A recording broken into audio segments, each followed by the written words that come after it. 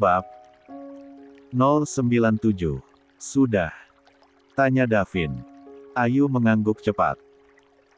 Kan aku sudah bilang cuma pamit. Kali ini Davin yang mengangguk. Lalu bangun dari duduknya dan mengulurkan tangannya pada sang istri. Mengajak istrinya itu untuk keluar dari klinik sambil berpegangan tangan. Katanya Alicia cuma demam biasa. Aku ikut lega mendengarnya, kata Ayu saat mobil yang dikendarai Davin mulai melaju. Kamu kenapa baik banget sih? Dia sudah jahat loh selama ini, tanya Davin keheranan bercampur gemas. Aku cuma kasihan, Mas. Aku juga kan pernah tinggal sendirian dan jauh dari keluarga. Di saat sakit, harus susah payah sendirian sekadar untuk beli sarapan. Aku juga teringat pada Raya. Mungkin ke depannya, dia juga akan mengalami hidup merantau sendiri di kota orang. Dengan berbuat baik pada orang lain, aku berharap, suatu saat keluargaku pun akan diperlakukan sama oleh orang-orang di sekelilingnya, jawab Ayu apa adanya. Aku tahu kamu memang orang yang baik. Tapi terlalu baik juga gak bagus. Nanti dimanfaatkan orang lain, tukas Davin mengingatkan. Kalau kita dimanfaatkan orang lain, itu artinya kita bermanfaat buat mereka. Dan sebaik-baik manusia adalah yang bermanfaat untuk orang lain. Gak perlu takut ini itu jika ingin berbuat baik. Toh apapun itu nanti pasti ada balasannya, timpal Ayu tanpa keraguan. Termasuk menolongku di waktu yang sudah larut, iya. Dan berakhir dengan dinikahkan, ujar Davin mengenang tragedi yang menimpa dirinya. Itu salah satu contohnya. Dengan tulus aku nenolong Mas waktu itu sampai-sampai dituduh yang macam-macam. Tapi pada akhirnya, aku menuai balasannya dengan mendapat suami sebaik Mas. Percayalah, kadang suatu musibah itu akan mendatangkan berkah yang tidak disangka-sangka, balas Ayu bijak. Paham, Ustazah, kelakar Davin sembari tersenyum lebar. Ish, lagi serius juga, ujar Ayu sembari memukul lengan sang suami gemas. Aku juga serius. Kamu itu sudah cocok jadi ibu ustazah yang pandai ceramah, balas Davin diakhiri kekahan pelan. 38. Iya, ceramahnya buat anak aja nanti. Disimpan dulu, balas Ayu sambil mengulum senyum. Gak salah aku memilihmu jadi istriku juga ibu dari ibu anak-anakku. Karena aku yakin, kamu akan jadi madrasah pertama buat anak-anak kita yang mengajarkan banyak cinta dan kebaikan. Makasih ya, sayang. Davin meraih sebelah tangan Ayu lalu menciumnya. Amin. Tapi kok suasananya jadi romantis gini ya, kelakar Ayu. Loh, bukannya setiap saat bersamaku selalu romantis? Tanya Davin membuat keduanya tergelak pelan bersamaan. Perjalanan yang menempuh waktu hampir 3 jam itu terasa menyenangkan saat diisi dengan candaan demi candaan. Hingga tak terasa, mobil Davin pun mulai memasuki pekarangan rumah mewah yang ditempatinya. Alhamdulillah. Akhirnya sampai juga, ucap Davin sembari menghentikan laju mobilnya. Gegas ia keluar lebih dulu lalu membantu sang istri untuk turun. Kebiasaan yang tak pernah diabaikannya. Langit sudah nampak senja saat sepasang suami istri itu berjalan bersama menuju teras rumah. Senyum keduanya merekah karena akan kembali bertemu dengan keluarga mereka yang sempat berjauhan beberapa hari lamanya. Masya Allah, alhamdulillah cucu-cucu kakek sudah pulang, sambut Pak Damar dengan mata berbinar melihat kedatangan Davin dan Ayu. Sepasang suami istri itu pun ngegas menghampiri Pak Damar dan mencium tangannya bergantian.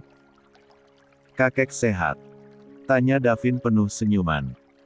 Seperti yang kamu lihat. Kakek alhamdulillah sehat dan bugar, jawab Pak Damar sambil menepuk pelan badannya sendiri. Alhamdulillah, syukurlah. Davin pun tersenyum merekah. Kok sepi? Papa masih di luar kota ya? Lanjutnya seraya mengedarkan pandangan ke penjuru rumah yang terasa senyap. 39. Rasa lelahnya setelah bekerja di sawah belum sepenuhnya mereda, Pak Ardi sudah bersiap untuk pergi ke kebun demi mencari kayu bakar. Berbekal Gol 0K milik Sinta, Pak Ardi pun bergegas pergi sendiri. Menyusuri kebun demi kebun di mana ditumbuhi pepohonan tinggi dan rindang. Saat menemukan ranting-ranting yang berada di bawah, gegas laki-laki parubaya itu menemungutnya dan mengumpulkannya satu persatu. Mencari kayu bakar untuk bahan bakar tungku tak semudah membalikkan telapak tangan.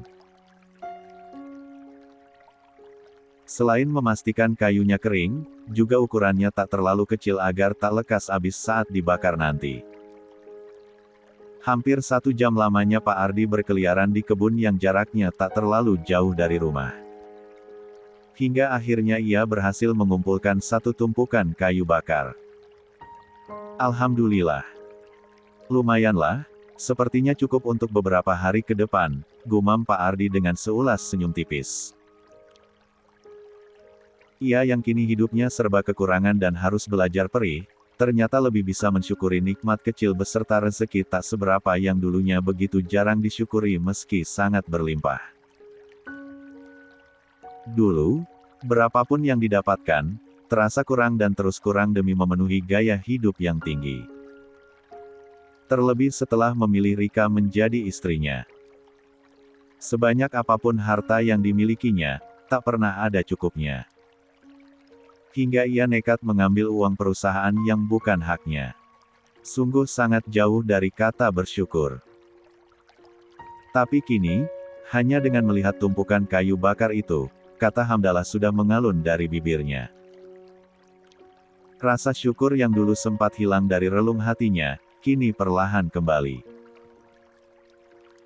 Khawatir hari keburu gelap, Pak Ardi gegas menyatukan semua kayu bakar itu lalu mengikatnya agar lebih mudah dipanggul. Lapun lekas bersiap untuk segera pulang ke rumah agar bisa cepat-cepat memasak untuk makan malam. Pundak yang sudah puluhan tahun tak pernah lagi memikul beban berat, kini terpaksa harus memikul kayu bakar dalam jumlah lumayan banyak. Laki-laki parubaya itu bahkan berjalan dengan posisi tubuh tak setegak biasanya karena beban berat yang dibawanya. Di tengah-tengah perjalanan, Pak Ardi sempat berhenti sejenak untuk menormalkan napas yang ngos-ngosan. Dia duduk sebentar di tepi jalanan setapak, menatap rumah yang dulunya adalah rumah yang ditempati sang ibu. Rumah yang lumayan mewah untuk ukuran orang kampung. Awalnya, Pak Ardi pikir, bisa kembali menempati rumah itu tapi ternyata ekspektasinya tak sesuai harapan. Gegas ia melanjutkan perjalanan yang sudah tak terlalu jauh. Hingga akhirnya sampai di depan rumah panggung yang dimilikinya. Melihat kedatangan Pak Ardi, Rika yang sedang duduk di depan rumah panggung tersebut, menatap suaminya itu sambil bergidik diam-diam. Sang suami yang biasanya terlihat tampan dan berwibawa dengan jas dan sepatu mengkilap, turun dari mobil dengan sapaan hormat orang-orang di sekelilingnya, kini nampak dekil dengan baju yang basah oleh keringat. Tuh, kayunya sudah ada. Sekarang masak sana. Titah Pak Ardi sembari mendaratkan tubuhnya di samping istrinya. Suaranya sempat terputus-putus karena rasa lelah yang begitu mendera. 40. Masak. Pakai tungku. Please lah, Mas. Aku mana bisa. Seumur-umur belum pernah masak pakai tungku kayu, balas Rika seraya memutar bola mata malas. Astaga, Rika. Terus kamu bisanya apa? Diajak kerja di sawah gak bisa, disuruh belanja ke warung gak mau, sekarang disuruh masak pakai tungku juga gak bisa. Masa iya harus aku yang turun tangan semuanya? Hardik Pak Ardi kesal. Rasa lelah bercampur lapar membuat emosinya hampir tak terkontrol. Namanya juga baru ngalamin hidup susah kayak gini. Sesusah-susahnya aku waktu menjanda pun, gak sampai sesusah ini tuh, timpal Rika dengan bibir mencebik. Astagfirullah. Pak Ardi menghela napas panjang. Mencoba meredam emosinya yang mulai naik ke ubun-ubun. Tak ingin semakin kesal berdebat, ia pun memilih bangkit dengan malas dari duduknya. Kemudian ia mengambil sejumlah kayu bakar dan membawanya ke dapur. Di dapur yang masih beralas tanah tersebut, Pak Ardi menyalakan api dengan mudah. Baginya, menggunakan tungku api cukup mudah karena dulu memang sudah terbiasa. Dengar sisa-sisa tenaga yang masih ada, Pak Ardi memasak nasi liwet agar lebih cepat matang. Di atas nasi liwet tersebut, ia menambahkan 2 buah ikan peda juga beberapa cabai rawit. Sementara di bagian belakang tungku, ia meletakkan panci berisi air bersih untuk minum. Nasi liwet itu pun akhirnya matang berbarengan dengan azan maghrib yang berkumandang. Pak Ardi pun bergegas ke belakang untuk membersihkan badannya yang masih kotor oleh debu dan keringat. Awalnya, ia berniat ingin salat berjamaah di masjid lagi. Hal yang sudah sangat lama tak lagi ia lakukan. Namun, merasa badannya begitu lelah, ia mengurungkan niat itu.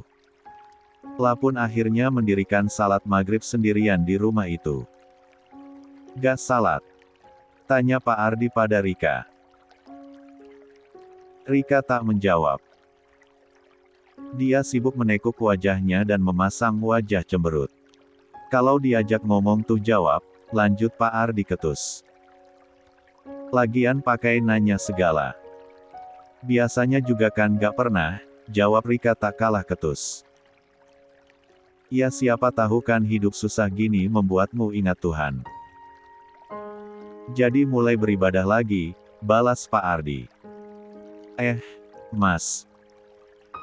Rumah orang tuamu dulu yang mana sih? Rika mengubah topik pembicaraan. Ia mulai penasaran dengan kehidupan dulu keluarga suaminya itu. Ia berharap, barangkali masih ada sisa-sisa harta warisan untuk sang suami. Yang di ujung jalan sana. Pak Ardi menunjuk tepat ke rumah itu berada meski jaraknya cukup jauh. Terhalang oleh beberapa rumah. Yang tingkat itu? Tanya Rika lagi untuk memastikan. Pak Ardi pun mengangguk mengiyakan. Kok kamu tahu? Tadi kan aku sempat jalan-jalan sebentar. Lihat satu ihat kampung ini saja, jawab Rika. Tapi, emang beneran sudah dijual ya, Mas? Jangan-jangan itu akal-akalan adikmu saja biar bisa menguasai seluruh warisan orang tua, Mas. Soalnya tadi aku lihat, rumah itu sepi kayak gak ada penghuninya, lanjut Rika mulai berburuk sangka. 41. Sinta bilang yang beli rumah itu orang dari luar kota. Hanya sesekali saja pulang ke sini untuk liburan. Jadi wajar kalau rumah itu terlihat sepi, ungkap Pak Ardi. Masa iya sih? Terus kalau beneran dijual, emang Mas benar-benar gak kebagian gitu? Sedikit pun. Masa iya habis untuk berobat? Padahal kan ada hak Mas sebagai penerima waris di dalamnya. Uangnya juga kan pasti hasil kiriman Mas juga, tanya Rika lagi mulai mengompori. Aku gak bertanya sedetail itu. Lagian aku juga tahu diri, selama ini aku gak ikut Sinta merawat emak. Masa iya giliran emas sudah gak ada aku masih mempermasalahkan hartanya. Kewajibanku aja sebagai anak gak dipenuhi, masa aku harus menuntut hak, jawab Pak Ardi yang otaknya masih bekerja. Yang namanya warisan ya tetap aja warisan. Rika menyahut ngotot. Coba kamu ingat-ingat. Emang kamu pernah ngirim uang ke kampung buat keluargaku? Enggak kan? Padahal dulu Dina yang selalu rutin mengirim ke sini, tanya Pak Ardi. Itu kan bukan urusanku, tapi urusanmu. Aku mana tahu, elak Rika terus menyangkal. Urusanmu cuma minta duit terus-terusan sampai-sampai hartaku pun habis. Tak bersisa untuk keluargaku. Bukan begitu. Pak Ardi menimpali dengan kata-kata menohok. Itu kan kewajibanmu sebagai suami. Kok sekarang diungkit-ungkit? Rika menyahut tak terima. Terus kewajibanmu melayani suami dengan baik, sudah kamu lakukan. Lagi-lagi Pak Ardi membalikkan perkataan sang istri. Rika terdiam. Ia malah mendengus kasar, kesal dengan pertanyaan suaminya itu. Karena ia sendiri pun sadar, sejak dulu, ia terlalu sering mengabaikan suaminya itu. Yang masak selalu Mbok Sumi. Kamu mana ada? Sibuk belanja sama nongkrong dengan geng sosialitamu itu. Arisan sama hal-hal gak penting lainnya. Jangan terlalu menuntut hak kalau kewajiban saja masih banyak yang dilalaikan. Padahal hidup itu harus saling. Jangan lupa itu, balas Pak Ardi mengingatkan. Sudah aku mau makan. Lapar. Lanjut Pak Ardi menghentikan perdebatan yang tak akan pernah berakhir jika tak buru-buru diakhiri. Gegas ia pun mengambil nasi liwet dari dalam kastrol dan mengambil satu buah ikan peda.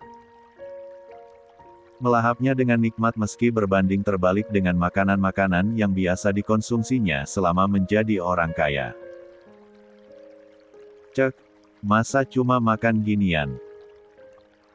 Mana ada gizinya, keluh Rika begitu membuka tutup kastrol. Bukannya tadi beli telur, ya. Kenapa gak digoreng sekalian? Satu anjut Rika. Telur buat besok pagi. Sekarang harus pintar-pintar berhemat. Lagian gak ikut bantuin juga masih protes aja. Tinggal makan juga. Mau tinggal makan, gak mau ya gak usah. Repot amat, jawab Pak Ardi kesal. Padahal ia sedang sibuk mengisi perutnya yang keroncongan. Di tempat berbeda, Mbok Sumi baru saja memanggil Davin dan Ayu untuk makan malam bersama. Sepasang suami istri yang baru beristirahat tak sampai setengah jam itu kembali keluar kamar. Berjalan bersamaan menuju ruang makan. 42. Begitu sampai meja makan, Davin mengernyit saat hanya mendapati sang kakek yang berada di sana. Sementara papanya belum kunjung terlihat. Tadi sore, saat Davin bertanya, Pak Damar memang belum mengatakan apa-apa. Istirahat dulu, ya. Pasti kalian capek. Hanya itu yang dikatakan Pak Damar tadi pada cucunya yang baru datang. Duduk, Vin, you. Titah Pak Damar. Kakek senang sekali akhirnya kita bisa berkumpul lagi dan menikmati makan malam bersama, lanjut Pak Damar dengan wajah sumringah. Davin juga senang, Kek, jawab Davin dengan seulas senyum tipis. Raut wajahnya tak bisa berbohong jika pikirannya masih dipenuhi tanda tanya tentang sang ayah.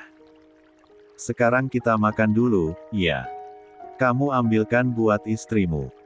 Timpal Pak Damar. Gak usah, gak apa-apa. Ayu bisa sendiri. Lagi pula, harusnya kan Ayu yang ambilkan buat Mas Davin, cegah Ayu buru-buru. Gak ada yang mengharuskan dan mewajibkan. Suami istri itu harus saling menyayangi, saling perhatian, saling tolong-menolong.